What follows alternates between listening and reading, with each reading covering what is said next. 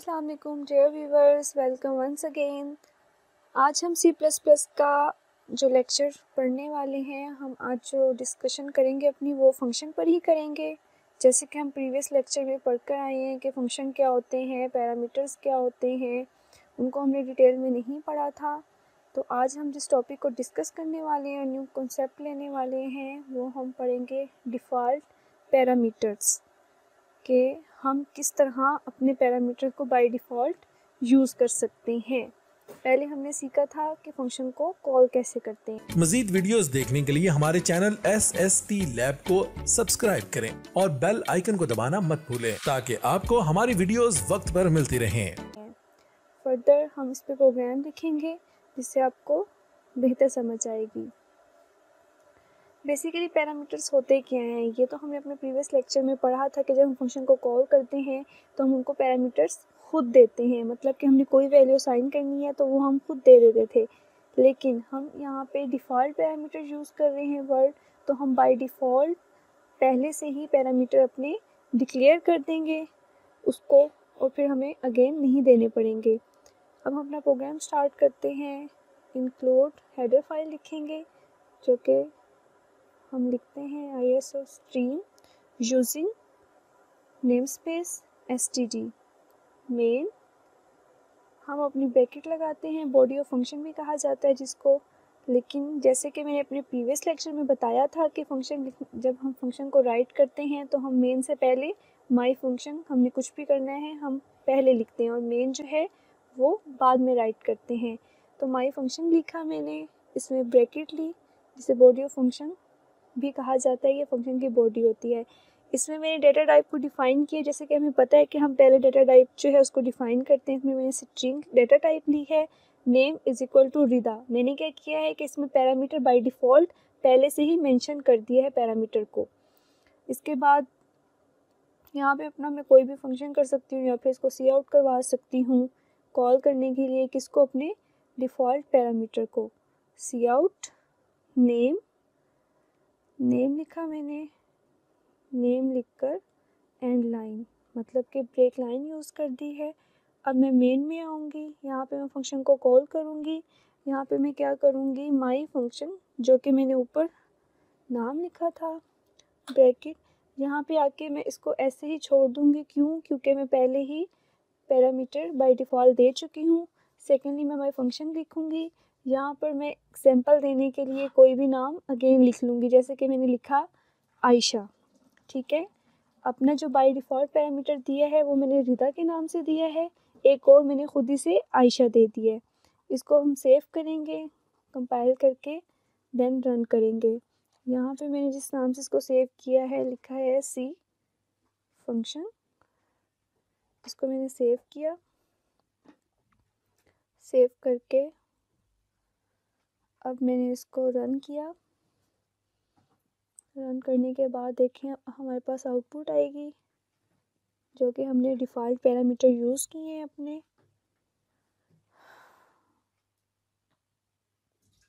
ये देखें, ये आया है रिदा और आयशा। मैंने जो फंक्शन को कॉल किया है, जो मेरा पहले माई फंक्शन था, जो मेरा बाय डिफ़ॉल्ट पैरामीटर थे, सबसे पहले उसने कंपाइलर ने रन करते वक्त उसको पिक किया, क्योंकि मैंने वहाँ पे कोई भी वैल्यू नहीं दी थी तो उन्होंने वहाँ से दे दी। इसके बाद मैंने वैल्यू दी थी तो उसने क्या किया, उसको रिप्लेस कर दिया, मतलब उसने रिदा को रिप्लेस कर दिया क्योंकि यहाँ पे मैंने खुद से पैरामीटर दिए थे। अगर यहाँ पे मैं कोई भी वैल्यू नहीं देती और मैंने पैरामीटर हैं वो भी मैंने वहाँ से नहीं दिया, सेव करके मैं इसको क्या करूँगी, रन करूँगी। क्यों? क्योंकि यहाँ पे एरर आ गया। एरर इसलिए आया है क्योंकि मैंने जब फंक्शन को कॉल की थी तो उन्होंने लिखा हुआ है to view agreement to function in my function std string, मतलब कि जो आपने फंक्शन स्ट्रिंग नेम यूज़ किया है उसमें बाय डिफ़ॉल्ट पैरामीटर आप कुछ दें। अगर आप नहीं देते तो उसको रिप्लेस तब करता है जब आपने ऑलरेडी एक दिया हो। अगर आपने नहीं दिया और आपने यहाँ भी उसको एम्प्टी छोड़ दिया तो हमारा क्या होता है, एरर जनरेट हो जाता है।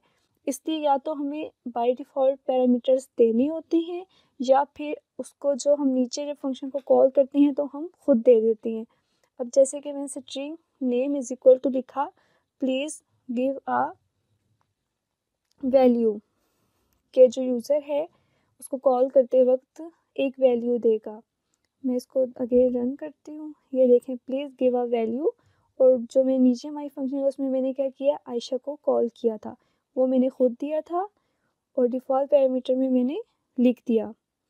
अगर मैं उसको अरेज कर देती हूँ आयशा को और मैं रन करूँगी तो ये देखें, इसने क्यों मैसेज दिया, क्योंकि मैंने माई फंक्शन एम्प्टी छोड़ा था, इसलिए कि मैं बाय डिफ़ॉल्ट पैरामीटर अपने दिए हुए थे कि प्लीज़ गिव अ वैल्यू। इसी तरह हम अपने फंक्शन को कॉल कर सकते हैं, बाय डिफ़ॉल्ट पैरामीटर यूज़ कर सकते हैं, बस अगर हम एम्प्टी ना छोड़ें तो फिर एरर नहीं आता। इसके बाद हम अपना नेक्स्ट टॉपिक कॉन्सेप्ट देखते हैं जो कि बहुत इम्पोर्टेंट है।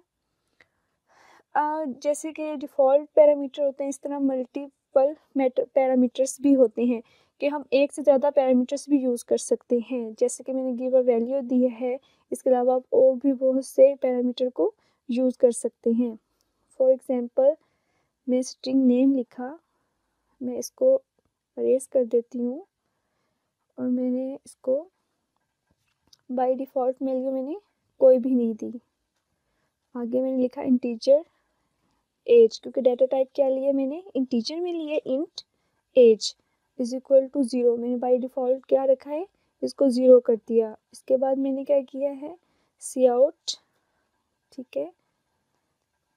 फॉर एग्ज़ाम्पल, मैंने यहाँ पे कोई स्टूडेंट का डाटा लेना है, कोई स्टूडेंट के अबाउट प्रोग्राम बनाना है, तो मैं क्या करूँगी, वहाँ पे मैंने एज किया तो मैं स्टूडेंट नेम इज़, कि स्टूडेंट नेम क्या है, ठीक है, स्टूडेंट नेम इज़ नेम। और स्टूडेंट नेम में मैंने क्या किया हुआ है, इंटीजर डेटा टाइप एज लिए। तो यहाँ पे मैं student name is name and जो मैंने वहाँ पे अपना जो एज कर है एज इज़, जो मैंने बाय डिफ़ॉल्ट पैरामीटर दिया है एज इज़ एज, ठीक है। यहाँ पे मैंने क्या किया है, सी आउट करवा लिया। मैंने क्या किया है, इसको सेव करेंगे, सेव करके हमने इसको कॉल किया। यहाँ पे मैंने 2 पैरामीटर, मतलब मैंने मल्टीपल पैरामीटर्स यूज़ किए हैं, स्टूडेंट नेम और स्टूडेंट एज।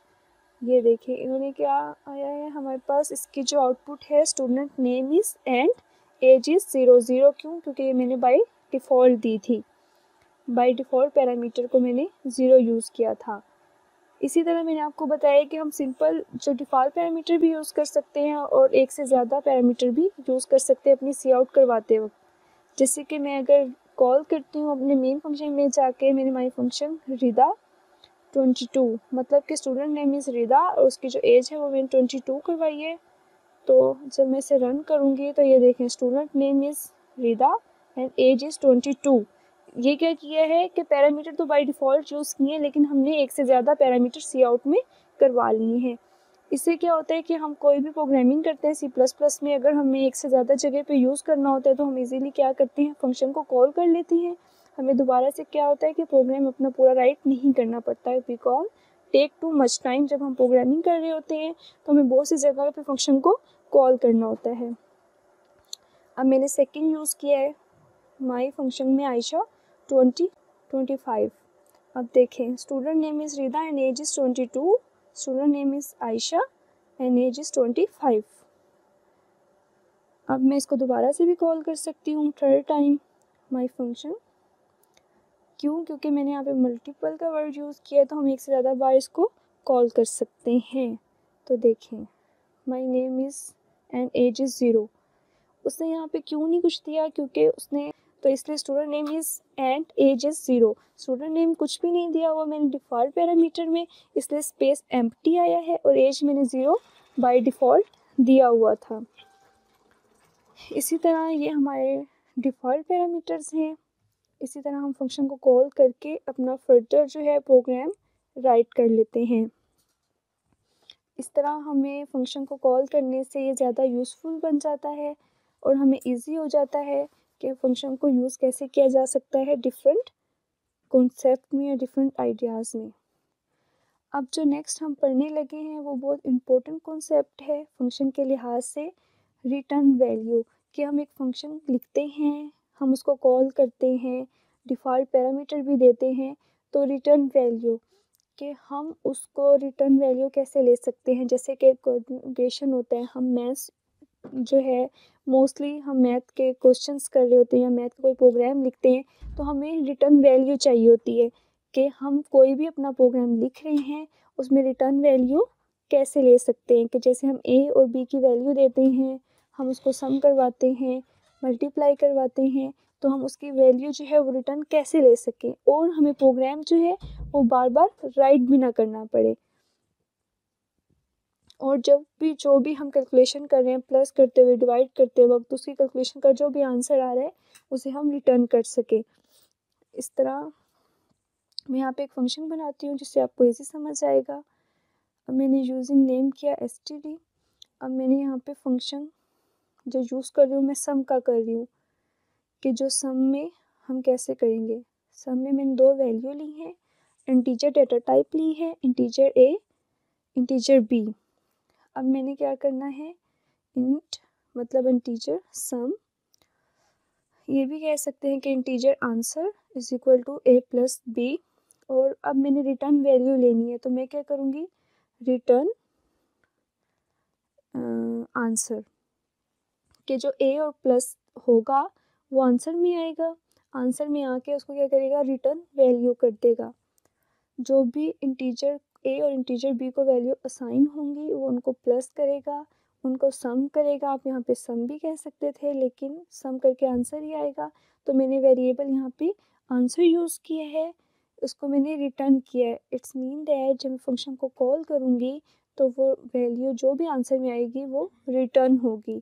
अब मेन में जाके मैं अपने फंक्शन को कॉल करती हूँ सम, इसको मैंने क्या करना है, दो वैल्यू देनी है, दो वैल्यू असाइन करनी है, इंटीजर a को और इंटीजर b को। इन सम 10 एंड 20। यहाँ पे मैंने क्या किया है कि जो दो डेटा टाइप लिए थे इंटीजर a और इंटीजर b, उनको वैल्यू असाइन कर दी, उनको प्लस करके आंसर करके उसको क्या करेगा, रिटर्न करेगा, और रिटर्न जो होगा वो सम में आ जाएगा। तो जब मैं इसको मेन फंक्शन में कॉल कर रही हूँ तो मैंने इंट सम जो इंटीजर की वैल्यू है इज इक्वल टू सम। अब वो क्या करेगा कि 10 प्लस 20 को उसको सम करके सम में लेके आएगा। सम जो इज इक्वल टू है, आप प्रीवियस लेक्चर में पढ़कर आए हैं, तो वो जो वैल्यू सम की आएगी वो किसको असाइन हो जाएगी, इंटीजर वैल्यू को। तो वो क्या करेगा, आंसर में रिटर्न करेगा, रिटर्न करके उसकी वैल्यू को शो कर देगा। हम इस तरह अपने जो फंक्शन है उसमें रिटर्न वैल्यू ले सकते हैं। हम इसको सेव करेंगे और जैसे कि मैंने सी आउट करवाया वैल्यू, कि मैंने उसको डायरेक्ट सी आउट वैल्यू करवा लिया, तो उसको सेव करके कंपाइल करके रन करेंगे। यहाँ पे क्या गलती है, अब हमारी उन्होंने नीचे बताया हुआ है कि इस फंक्शन में इंटीजर सम जो है रिटर्न के स्पेलिंग गलत है। क्यों गलत है, क्योंकि मैंने आपको बताया था कि जो वेरिएबल्स होते हैं, कुछ भी होते हैं, C++ में कोई मिस्टेक एक्सेप्टेबल नहीं होती। रिटर्न वैल्यू आंसर, यहाँ पे मैंने रन किया 30, तो ये देखें अब क्या किया है, मैंने फंक्शन को कॉल की है, जो 10 प्लस 20 था उसने उसको सम किया, सम करके जो है रिटर्न वैल्यू ले ली। क्योंकि मैंने इंटीजर जहाँ पे डेटा टाइप लिया था वो आंसर में आया, आंसर में आके रिटर्न वैल्यू में आ गया। इसी तरह हम यहाँ पर वैल्यू चेंज भी कर सकते हैं। इंटीजर जो मैंने डू सम में वैल्यू ली है उसे मैं डिफरेंट वैल्यू असाइन कर सकती हूँ, असाइन करके अपनी जो है वैल्यू उसको रिटर्न ले सकती हूँ। यहाँ पे सी आउट मैंने वैल्यू करवाई थी, तो मैं यहाँ पे सी आउट सम करवा सकती हूँ। सम करवाने के लिए मैं वैल्यू को चेंज कर सकती हूँ, ऐसे मैंने 10 20 लिया था उसको मैं अरेज करके डायरेक्ट भी करवा सकती हूँ सी आउट अपना सम, तो आंसर क्या आएगा, सेम आएगा। कि हम अपना जो स्टेटमेंट है उसको छोटा भी कर सकते हैं अगर हमारे पास टाइम कम है, तो हमने डायरेक्ट क्या किया, सी आउट करवाया है, सम करवा के 10 एंड 20 किया। कि हम इसको डायरेक्ट भी लिख सकते हैं जिसमें सी आउट करके सम 10 एंड 20 कर लिया। यहाँ पे मैंने क्या किया है, डायरेक्ट यहाँ पे रिटर्न वैल्यू दे दी है। इस तरह हम अपने फंक्शन में फंक्शन को कॉल भी कर सकते हैं, डिफ़ॉल्ट पैरामीटर भी दे सकते हैं, मल्टीपल पैरामीटर भी यूज़ कर सकते हैं, रिटर्न वैल्यू भी यूज़ कर सकते हैं। इसमें हमारी यूज़बिलिटी जो है वो ज़्यादा बढ़ जाती है, इसलिए हमने रिटर्न वैल्यू यूज़ करते हैं कि हम इजीली अपनी मर्ज़ी से वैल्यूज़ दे के उनका सम, मल्टीप्लिकेशन जो भी हमने करवाना है, डिवीज़न, हम क्या करते हैं उसको रिटर्न वैल्यू ले लेते हैं कि मैथ्स का लिखने, कोई टेबल लिखने, हमने कुछ भी लिखना है तो हम इजीली अपनी जो फंक्शन में रिटर्न वैल्यू को यूज़ कर सकते हैं। होप सो आप लोगों को फंक्शन अच्छे से समझ आ गया हो। इसके अलावा हम इसकी फ़र्दर प्रैक्टिस करेंगे मज़ीद, तो होप सो आपको और ज़्यादा अच्छी समझ आ जाए। आज के लिए इतना ही। अल्लाह हाफिज़।